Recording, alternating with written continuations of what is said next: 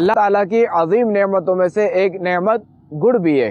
تحقیقات کے مطابق گڑ میں iron, phosphorus, acid, vitamin A, vitamin C, vitamin B1، vitamin B2، nicotine وغیرہ پائے جاتے ہیں۔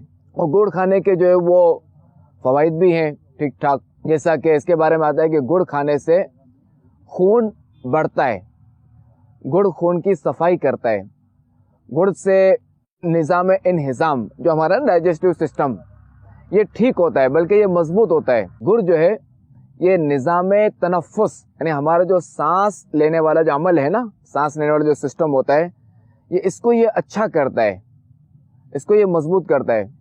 اسی طرح نظام انہضام جو ہمارا ڈائجسٹو سسٹم ہے، جسے کھانا وغیرہ ہضم ہوتا ہے، ہم جو کھاتے ہیں پیتے ہیں یہ جو ہضم ہوتا ہے، تو گڑ اس کو بھی مضبوط کرتا ہے۔ اسی طرح گڑ جگر کی صفائی کرتا ہے، گڑ جو ہے وہ کھانسی دور کرتا ہے، نزلہ زکام یہ بھی دور کرتا ہے، اور گڑ جو ہے بلغم ختم کرتا ہے۔ دیکھیں کہ چینی بھی میٹھی ہے، گڑ بھی میٹھا ہے، لیکن چینی کھانے سے وزن بڑھتا ہے جبکہ گڑ کھانے سے وزن نہیں بڑھتا۔ تو جو لوگ اپنا وزن کم کرنا چاہتے ہیں یا جو لوگ اسمارٹ رہنا پسند کرتے ہیں تو گڑ ان کے لیے اچھی چیز ہے۔ اسی طرح گڑ بلڈ پریشر، کہ بلڈ پریشر ہائی ہو تب بھی مسئلہ اور بلڈ پریشر لو ہو تب بھی مسئلہ، تو گڑ بلڈ پریشر نارمل کرتا ہے، کہ چونکہ اس میں پوٹاشیم وغیرہ ہوتا ہے جس سے بلڈ پریشر جو ہے نارمل رہتا ہے۔ اسی طرح گڑ کو اگر دودھ کے ساتھ لیا جائے، یعنی گڑ کا دودھ اگر بنا لیا جائے تو جو قبض وغیرہ ہوتی ہے، پرانی کانسٹیپیشن وغیرہ ہوتی ہے، یہ اس میں بھی یہ مفید ہے۔ گڑ کو اگر گرم دودھ میں ڈال کر استعمال کیا جائے تو جوڑوں کا درد یہ بھی ٹھیک ہوتا ہے۔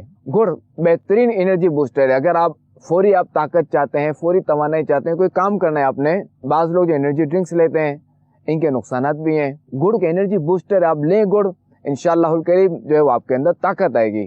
سردیاں گڑ کا سیزن ہے، یعنی گڑ جو ہے سردیوں ہی میں بنتا ہے، یہ چونکہ گنا یہ سردیوں میں پیدا ہوتا ہے، اس کی گنے کی کٹائی جو وہ سردیوں میں ہوتی ہے اور سردیوں ہی میں یہ سارا پروسیجر ہوتا ہے۔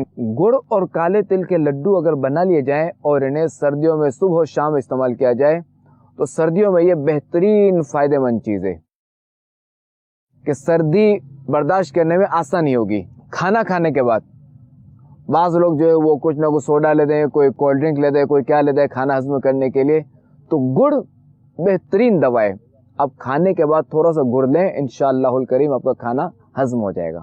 دیسی گڑ کہ جس کا ڈارک براؤن ہوتا ہے، جو اس میں جو رنگ کاٹ نہیں ہوتا، کہ یہ چمکدار نہیں ہوتا، تو اس کا استعمال زیادہ فائدہ مند ہے۔ اگرچہ کہ نظر آنے میں اچھا نہیں لگتا مگر ہے فائدہ اس کا زیادہ۔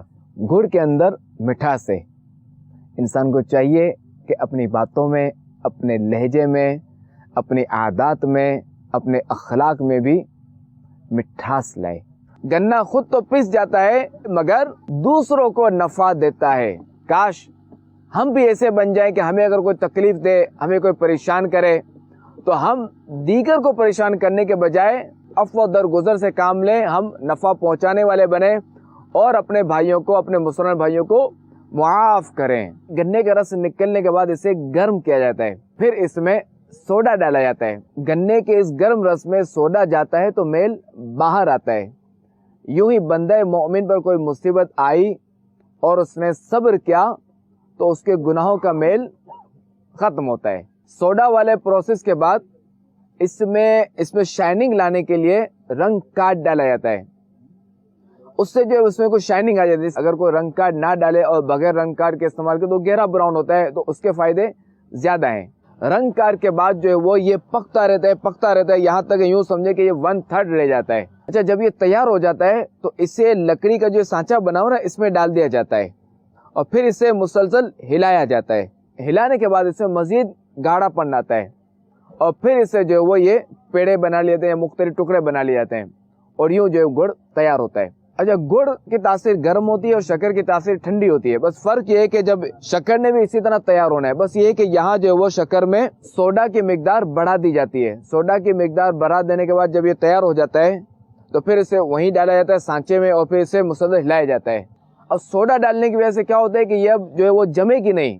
اللہ تعالیٰ نے دیکھیں انسان کو کیسا ذہن دیا، کیسا عقل دی کہ ایک ہی چیز سے وہ کتنی چیزیں بنا لیتا ہے۔ بندے کو چاہیے کہ اپنی عقل کا صحیح استعمال کرے اور اللہ تبارک و تعالیٰ کا شکر ادا کرے، اور نعمتوں کا شکر ادا کرنے کا ایک طریقہ یہ بھی ہے کہ اس کی نافرمانی سے بچے۔ اللہ ہمیں اپنی نافرمانی سے بچائے۔